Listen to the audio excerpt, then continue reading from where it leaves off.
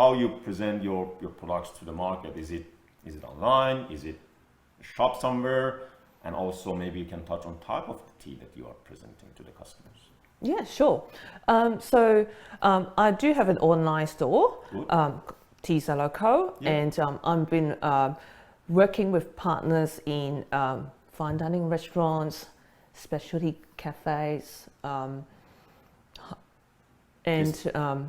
specialty cafes and spas and retreats. Right. Okay. Yeah. Mm-hmm. To bring the dark tea in a different channels, so make it easier for people to access. Okay, so when you're talking about dark tea, that's the only product you're selling, or you have different type of tea as well? I specialize in dark tea. Okay, right. Yeah. Mm-hmm. Okay, right. Then, so are you heading to have some sort of shop, or still is going to be an online business? That's the plan for you. Online plus tapping into other channels. Yeah, okay. That's great. Other than just selling tea, what else you are doing? When I say what else, for example, are you running any tea ceremony, any tea workshop? I mean, just for us, for me, and the people watching this video, maybe they want to know what else you are doing in tea. Sure.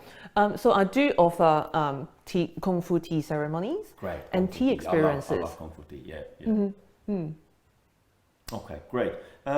What about the culture? I mean, when I say culture, tea culture in Australia, and you touch on Hong Kong, which is, I mean, where I came from. Yes. Came from. Mm-hmm. So, how you see the tea culture? Of course, you can touch on the industry as well, tea industry on both countries, or any other countries you have been to. But maybe just, I mean, focus on those two countries for the time being: Australia, which we're living, and Hong Kong.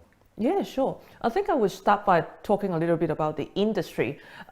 Globally, the tea industry is actually worth $230 billion. It is a lot, but compared to Australia, our tea industry is worth about just over $2 billion worth. Okay. Mm-hmm. Okay. But when it translates to the number of cups of tea globally,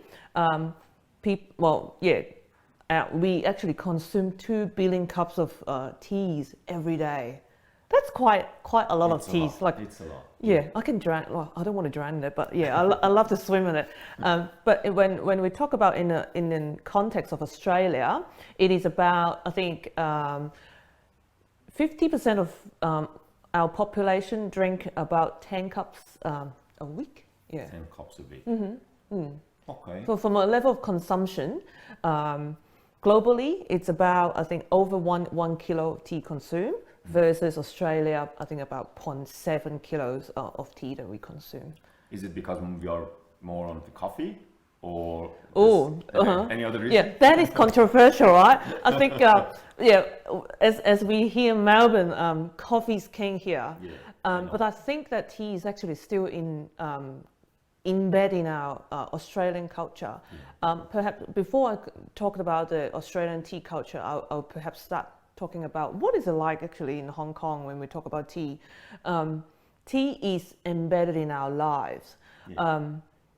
Not that, so I think at home, we actually share our prized collection with our friends and family, right, in a home context. And back in Hong Kong, we actually savor tea with food. So as my family ritual, we actually would go yum cha every single Sunday morning. Okay. So not that we only taste the tea, we do tea and food pairing, and we socialize with tea. And in the commercial setting, a lot of business deals actually done with the Kung Fu tea ceremonies. Great. This is what you're saying now. I think I can't see in Australia as such, so that's different. But Hong Kong maybe more to our tea than Australia based on what you explained. Am I right? Yeah. But I think the landscape is actually changing. Thinking about how tea was introduced back in Australia. So back in 1788, British actually bought tea on board in the first fleet to Australia. I didn't know. Yeah, there's a lot of interesting facts, That's right? Great. And then I think thinking about our First Nation people, historically they actually use tea plants which is what we know as the New Zealand native plant called manuka. We usually know it for the honey, to make an infusion as tea, which is different to what we've been drinking, right? Which is that's new to me. Yeah. Maybe the same for whoever watching this. What about if you want to compare? I mean, tea bag and loose leaf. What is your understanding from the culture in Australia and the culture in Hong Kong? Since here, my understanding is more toward the tea bag, less loose leaf. I assume in Hong Kong more toward loose leaf, less tea bag. This is my assumption. Yeah, I think your assumption is aligned with my experience and understanding.